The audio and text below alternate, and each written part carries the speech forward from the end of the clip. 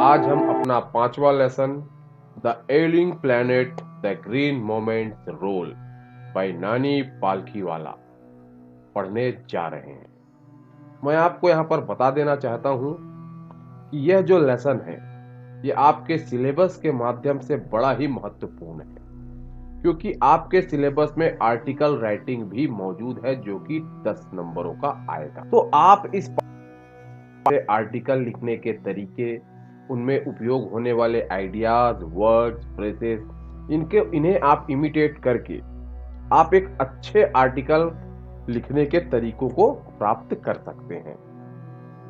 So try to keep attention so that you can learn how to write an article. तो चलिए अब बात करते हैं कि नैनी पालखीवाला जी ने अपने इस आर्टिकल में क्या बताया है। जैसा कि उन्होंने अपना शीर्षक रखा है the ailing planet the green moments role, एक बीमार हो रहा ग्रह। तो यहाँ पे द ग्रीन मोमेंट्स रोल, हरित आंदोलन की भूमिका। एक बीमार हो रहे ग्रह में हरित आंदोलन की क्या भूमिका थी, यह नैनी पालखीवाला जी हमें अपने आर्टिकल के माध्यम से बताएंगे। So let us see what the Naini Palkhiwala is saying. As I have said to you, the following article was written by Naini Palkhiwala. यह जो आर्टिकल है वह नैनी पालखीवाला जी द्वारा लिखी गई है and published in Indian Express on 24th November 1994. 24 नवंबर 1994 को यह इंडियन एक्सप्रेस न्यूज़पेपर में प्रकाशित की गई। The issues that he raised regarding the declining health of the earth continue to have relevance. और जो मुद्दे उन्होंने पृथ्वी के गिरते हुए स्वास्थ्य के प्रति उठाए वह आज भी प्रासंगिक हैं। तो उन्होंने कौन से मुद्दे उठाए, क्या बताया, यह अब हम उनके आर्टिकल में जानेंगे। One cannot recall any moment in world history which has gripped imaginations of the entire human race so completely and so rapidly as the green movement which started nearly 25 years ago. Naini Palkhivala जी बताते हैं कि पूरे विश्व इतिहास में किसी भी आंदोलन ने इतनी तेजी से और इतनी पूरी तरह मानव जाति की संकल्पनाओं को सोचने पर मजबूर नहीं किया एज द ग्रीन मूवमेंट, जितना कि इस ग्रीन मूवमेंट ने, जो कि अभी 25 वर्ष पहले ही शुरू हुआ था, उसने मानव जाति की कल्पनाओं को सोचने पर मजबूर किया। In 1972, the world's first nationwide green party was founded in New Zealand. 1972 में दुनिया का सबसे पहला राष्ट्रव्यापी जो ग्रीन पार्टी है, ये जो हरित आंदोलन है, यह न्यूजीलैंड से शुरू हुआ। Since then, और तब से The movement has not looked back. इस आंदोलन ने कभी भी पीछे मुड़कर नहीं देखा। We have shifted one hopes irrevocably from the mechanistic view to a holistic and ecological view of the world. अब यहाँ पर आप देखिएगा दो बहुत ही शानदार कॉन्सेप्ट्स आपके सामने रखे गए हैं, मैकेनिस्टिक व्यू और holistic and ecological view. We have shifted, हमने अपने आप को स्थानांतरित किया है, वन होप्स इर्रिवोकेबली, और हम उम्मीद कर सकते हैं कि यह अपरिवर्तनशील है। मतलब हमने जो स्थानांतरण अपनी सोच का किया है वह शायद अब ना बदले। और हमने इस कौन सी सोच को बदला है? From the mechanistic view to holistic and ecological view of the world. दुनिया को यांत्रिक नजरिए से देखने की बजाय अब हम होलिस्टिक यानी समग्र और इकोलॉजिकल पारिस्थितिकी नजरिए से देखने की शुरुआत कर। मैकेनिस्टिक व्यू का अर्थ होता है कि जब हम कॉज एंड इफेक्ट रिलेशनशिप से काम करते हैं, जैसा कि हमने देखा, हमें अगर पेड़ काटना है, फैक्ट्री डालनी है, पेड़ काटना है, तो हम ये नहीं सोचेंगे कि उससे क्या फर्क पड़ना है, हम सीधे पेड़ काट देंगे।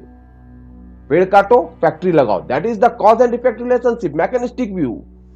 लेकिन अब हमने उस सोच में परिवर्तन लाई है और अब हम होलिस्टिक और इकोलॉजिकल हो रहे हैं। अब हम समग्र और पारिस्थितिकी नजरिए की तरफ अपने आप को परिवर्तित कर रहे हैं। समग्र रूप से मतलब अब हमें अगर पेड़ काटना है तो हम सारी संभावनाओं के बारे में सोचेंगे, अपनी परिस्थिति के अनुसार फैसले लेंगे और उसके अनुसार कार्य करेंगे। तो हमने अपने नजरिए को आमूलचूल रूप से परिवर्तित किया है, यहाँ पर नैनी पालकीवाला जी यह बताना चाहते हैं। It is a shift in human perception, और यह मानव धारणाओं में एक ऐसा परिवर्तन है और उतना ही क्रांतिकारी है, as revolutionary as that introduced by Copernicus who taught mankind in the 16th century that the earth and the other planets revolve around the sun. यह उतना ही क्रांतिकारी है जितना कि जो कोपरनिकस, जिन्होंने मानव जाति को यह बताया 16वीं शताब्दी में कि पृथ्वी सूर्य के चारों तरफ घूमती है, उस समय जो क्रांति आई थी, उस समय जो सोच में परिवर्तन आया था, आज हमारे सोच का जो परिवर्तन है उतना ही क्रांतिकारी है। For the first time in human history, और मानव इतिहास में पहली बार, there is a growing world wide consciousness, यह पूरी दुनिया में समूल रूप से यह चेतना जाग रही है that the earth itself is a living organism, कि पृथ्वी स्वयं एक जीवित जीव है, an enormous being of which we are part, और इतना बड़ा जीवित जीव है और उसके हम हिस्से हैं। It has its own metabolic needs and vital processes which need to be respected and preserved. इसके स्वयं के चयापचयी उपापचयी आवश्यकताएं हैं और बहुत बड़ी बड़ी प्रक्रियाएं हैं जिन्हें हमें सम्मानित करना है और उन्हें सुरक्षित करना है। मेटाबॉलिक नीड्स एक ऐसी प्रक्रिया, रासायनिक प्रक्रिया जिससे हमारे शरीर में वृद्धि होती है, विकास होता है, और ऐसी सारी प्रक्रियाएं जो हमारे शरीर को स्वस्थ रखने और उसे विकसित करने के लिए आवश्यक है, वह सारी आवश्यकताएं आज पृथ्वी के लिए भी है, ऐसा हमें मानना पड़ रहा है। अब हम भी इस बात को समझ रहे हैं। The earth vital science reveal a patient in declining death, और पृथ्वी के ये जो बड़े बड़े साइंस हैं, यह जो चिन्ह है हमें यह बता रहे हैं कि यह एक ऐसा मरीज हो गया है जिसका स्वास्थ्य दिन प्रतिदिन गिर रहा है। We have begun to realize our ethical obligations to be good stewards of the planet and responsible trustees of the legacy to future generation। अब हमने इस बात का एहसास करना शुरू कर दिया है, our ethical obligations, अब यह हमारी नैतिक जिम्मेदारी है कि हम एक अच्छे प्रबंधक बने इस ग्रह के, एंड रेस्पॉन्सिबल ट्रस्टी, हम जिम्मेदार ट्रस्टी बने of the legacy of future generation, हमारे आने वाली पीढ़ियों की इस विरासत के हम जिम्मेदार ट्रस्टी बने और एक अच्छे प्रबंधक बने, एक अच्छे संरक्षक बने इस ग्रह के। इस प्रकार की धारणाएं अब हमारे अंदर जागना शुरू हो गई है और हम इस बात का एहसास कर रहे हैं। The concept of sustainable development was popularized in 1987 by the World Commission on Environment and Development। 1987 में the concept of sustainable development के नाम से एक कॉन्सेप्ट, एक धारणा प्रचलित की गई, प्रकाशित की गई, लोकप्रिय की गई world commission on environment and development द्वारा। It is in its report it defined the idea, और अपनी रिपोर्ट में उन्होंने इस विचार की व्याख्या की। एज कैसे की यह बताया जा रहा है, development that meets the needs of the present without compromising the ability of future generation to meet their needs. Sustainable development का कॉन्सेप्ट क्या बताता है, उसे कैसे परिभाषित किया है world commission on environment and development में, एक ऐसा विकास, development that meets the needs of the present, एक ऐसा विकास जो हमारे आज की जरूरतों को पूरा करे without compromising the ability of future generation to meet their need, आने वाली पीढ़ियों की जरूरतों की क्षमताओं पूरा करने की क्षमताओं से कॉम्प्रोमाइज, समझौता किए बगैर। दैट इज, इसका अर्थ है without stripping the natural world of resources future generation would need.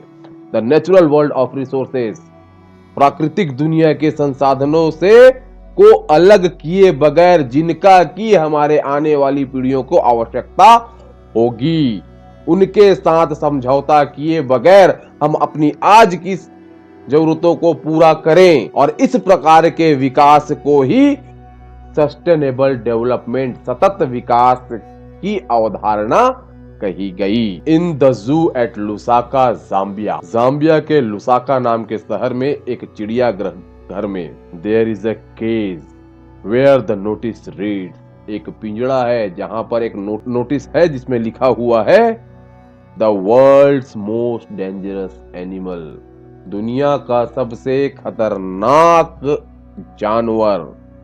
Inside the cage there is no animal, और उस पिंजड़े के अंदर कोई जानवर नहीं है। But a mirror where you see yourself, परंतु वहां एक आईना है जिसमें आप अपने आप को देख सकते हैं। Thanks to the efforts of a number of agencies in different countries, a new awareness has now dawned upon the most dangerous animal in the world। उन सभी संस्थाओं को जो विभिन्न देशों में काम करती हैं, उन सभी के प्रयासों को कोटि कोटि धन्यवाद। क्यों? क्योंकि उन्होंने a new awareness has dawned upon the most dangerous animal in the world, उन्होंने दुनिया के सबसे खतरनाक जानवर में एक नई चेतना की सुबह जागृत की है। इस बात के लिए उन्हें thanks to the effort of a number of agencies, उन सभी संस्थाओं को धन्यवाद ज्ञापित किया जाता है। He has realized the wisdom of shifting from a system based on domination to one based on partnership। उन्होंने वर्चस्व पर आधारित एक प्रणाली से साझेदारी के आधार पर शिफ्टिंग की जो बुद्धिमत्ता का एहसास किया है, उसकी बात यहाँ पर नैनी पालकीवाला जी रखते हैं कि हम अब साझेदारी पर के आधार पर पृथ्वी में अपने आप का, अपने अस्तित्व को देखना चाहेंगे, न कि इस पृथ्वी पर अपने प्रभुत्व को दिखाने की प्रणाली में कि हम इस पृथ्वी के मालिक हैं। इस भावनाओं से अब हमें बाहर जाने का एहसास होना शुरू हो गया। He has, who has, we, यहाँ पे ही हम स्वयं हैं। ही मतलब वो, the world most dangerous animal, और वो हम स्वयं हैं। Scientists have catalogued about 1.4 million living species with which mankind share the earth. वैज्ञानिकों ने एक सूचीबद्ध 1.4 मिलियन जीवित प्रजातियों को सूचीबद्ध किया है, विथ विच, जिनके साथ मानव जाति इस अर्थ को साझा करती है। मतलब हमारे अलावा भी यहाँ पे 14 लाख से ज्यादा ऐसी जीवित प्रजातियां हैं जिनके साथ हम अर्थ में अपना सह अस्तित्व रखते हैं। हम उनके साथ इस पृथ्वी को बांटते हैं। हम अकेले प्राणी नहीं हैं, हमारे जैसे और भी बहुत हैं।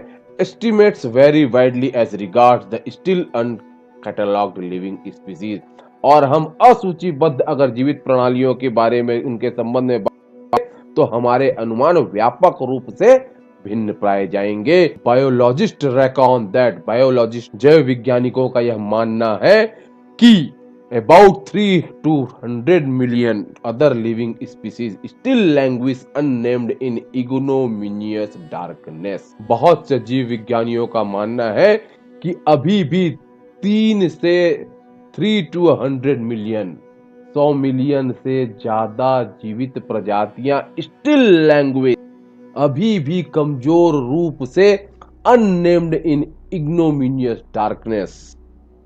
इग्नोमिनियस डार्केट, एक ऐसी गुमनामी की जिंदगी जी रही है जिनके बारे में अभी किसी को पता नहीं है। इग्नोमिनियस डार्कनेस, एक अंधेरे का जीवन जिसे कोई नहीं देखता। तो आज भी 100 मिलियन से ज्यादा जीवित प्रजातियां ऐसी हैं जो कमजोर रूप से बिना नाम प्राप्त किए अभी भी गुमनामी की जिंदगी जी रही हैं। One of the early international commissions which dealt inter alia with the question of ecology and environment was the Brundtland Commission। एक पुराना अंतर्राष्ट्रीय आयोग जो कि पारिस्थितिकी और पर्यावरण जैसे प्रश्नों से डील कर रहा है। इंटर आलिया मतलब among the other things, और भी चीजों के साथ वह इन प्रश्नों के साथ भी डील कर रहा है। वह कमीशन कहलाता था ब्रांडेट कमीशन। उसे ब्रांडेड कमीशन कहा जाता था, which had a distinguished Indian as one of its member, और जिसमें एक बहुत ही प्रसिद्ध भारतीय सदस्य थे जिनका नाम था mister L.K. Jha. The first Brandt report raise the question, और पहले ब्रांडेड रिपोर्ट ने एक प्रश्न उठाया, और वह प्रश्न क्या है? Are we to leave our successors a scorched planet of advancing deserts, impoverished landscapes and ailing environment? आने वाली पीढ़ियों के लिए यह सूखा जला हुआ जिसमें रेगिस्तान बढ़ रहा हो ऐसा ग्रह छोड़ेंगे? इम्पावराइज्ड लैंडस्केप, यह बिगड़ा हुआ भूदृश्य यह बीमार वातावरण, क्या हम अपने आने वाली पीढ़ियों के लिए यह सब छोड़ के जाएंगे? Mister Lester R Brown in his thoughtful book the global economic prospect, mister Lester R Brown जिन्होंने द ग्लोबल इकोनॉमिक प्रोस्पेक्ट नाम की एक पुस्तक लिखी, उसमें उन्होंने point out that the earth principal biological systems are four. उन्होंने इस बात को चिन्हांकित किया कि हमारे पृथ्वी के 4 प्रमुख जैविक प्रणालियां हैं: fisheries, forest, grassland and cropland, मत्स्य जगत, जंगल, घास मैदान और अनाजों के मैदान, and they form the foundation of the global economic system. और यही पूरे विश्व के आर्थिक प्रणाली का आधार बनाते हैं। In addition to supplying our food, this four systems provide virtually all the raw materials for industry except minerals and petroleum derived synthetics. This four system, यही 4 प्रणालियां हैं, provide virtually all the raw materials, यही हमें सारा कच्चा माल वास्तव में प्रदान करती है फॉर इंडस्ट्री। जितने भी फूड इंडस्ट्रीज है उनका जो कच्चा माल है यही 4 प्रणालियां प्रदान करती हैं, except minerals and petroleum derived synthetics. अगर हम मिनरल और पेट्रोलियम से बनने वाले कपड़ों के बारे में बात करना छोड़ दें तो यही 4 प्रणालियां आज हमें सबसे ज्यादा कच्चा माल हमें भोजन के रूप में प्रदान करती हैं। In large areas of world, और दुनिया के बड़े बड़े क्षेत्रों में human claims on this systems are reaching an unsustainable level. और मनुष्यों का जो दावा इन प्रणालियों पर है वह अपने एक अरक्षणीय स्तर पर पहुंच चुका है, एक ऐसे स्तर पर पहुंच चुका है हमारा दावा जिसकी हम रक्षा अब शायद न कर पाए। A point where there productivity is being impaired, एक ऐसा बिंदु जहां इनकी उत्पादकता खराब हो रही है, अब इनमें समस्याएं आना शुरू हो चुकी हैं। व्हेन दिस हैपन्स, और जब ऐसा होता है, फिशरी कोलैप्स, मत्स्य जगत ध्वस्त हो जाता है, फॉरेस्ट डिसअपीयर, जंगल गायब हो जाते हैं, ग्रासलैंड्स आर कन्वर्टेड इनटू बैरन वॉस्टलैंड, घास के मैदान सूखे बंजर जमीनों में बदल जाते हैं, एंड क्रॉपलैंड्स डेटेरियोरेट, और अनाज के मैदान खराब होना शुरू हो जाते हैं। मतलब जब ऐसा होता है तो मत्स्य जगत पूरी तरीके से तबाह हो जाता है, जंगल गायब हो जाते हैं, जो घास के मैदान है वो बंजर मैदानों में, बेकार जमीनों में परिवर्तित हो जाते हैं, और हमारे जो अनाज के मैदान है वह खेत वगैरह जो है वह सब समाप्त होना शुरू हो जाते हैं। In a protein conscious and protein hungry world, इस प्रोटीन कॉन्शियस और प्रोटीन हंग्री वर्ल्ड में, प्रोटीन की भूखी दुनिया में, over fishing is common every day. Over fishing, ज्यादा मछलियों को मारना, जरूरत से ज्यादा मछलियों को मारना, अब यह एक आम सी बात हो गई है रोजमर्रा की जिंदगी में। इन पोर कंट्रीज, गरीब देशों में, local forest are being decimated in order to produce firewoods for cooking. In poor countries, गरीब देशों में, local forest are being decimated in order to produce firewood for cooking. वहां तो जो जंगल है उन्हें केवल खाना बनाने के लिए, ईंधन के रूप में लकड़ी का इस्तेमाल करने के लिए तबाह कर दिया जा रहा है, विनाश कर दिया जा रहा है, डेसिमेटेड इन सम प्लेसेस। और कुछ स्थानों में firewood has become so expensive, जलाऊ लकड़ियां इतनी महंगी हो चुकी हैं, what goes under the pot now cost more than what goes inside it.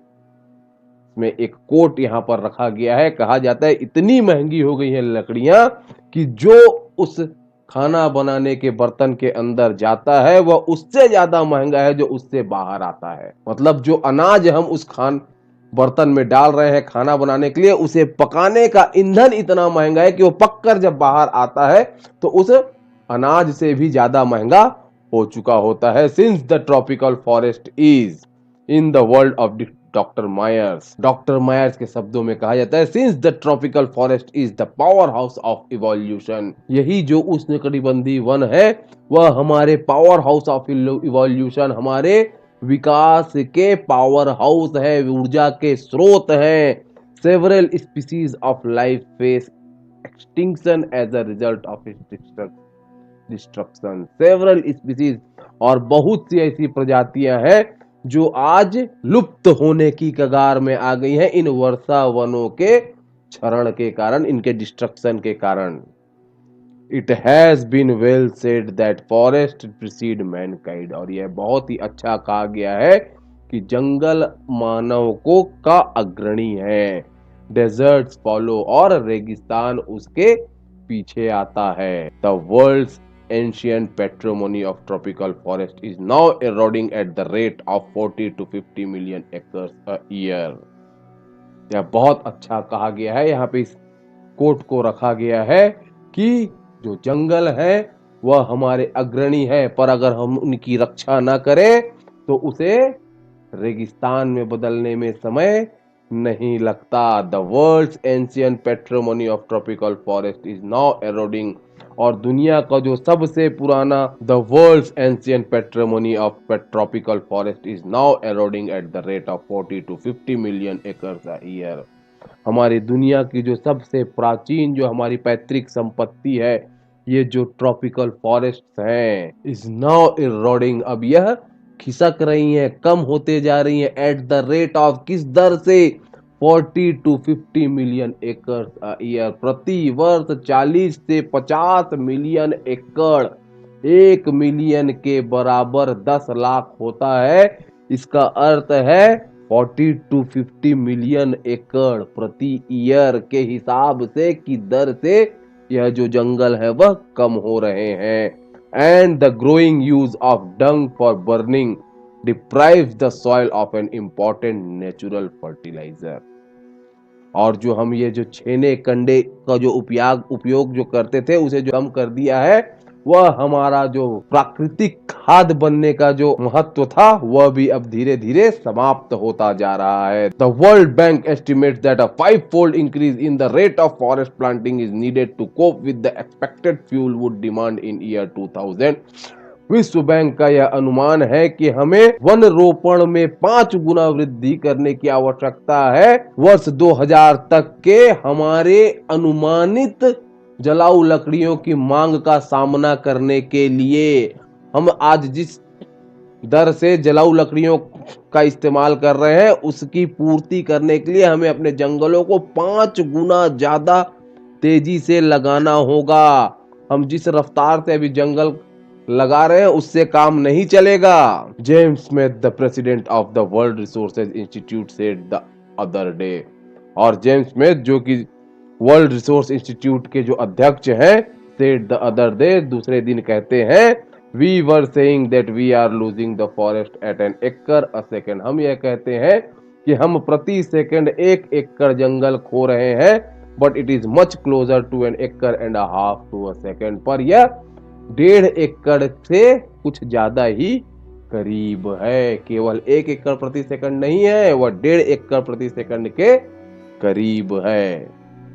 So that is all with the first part of your lesson 5, the ailing planet green moment's role. We will see in parts 2 in our next video. Thank you.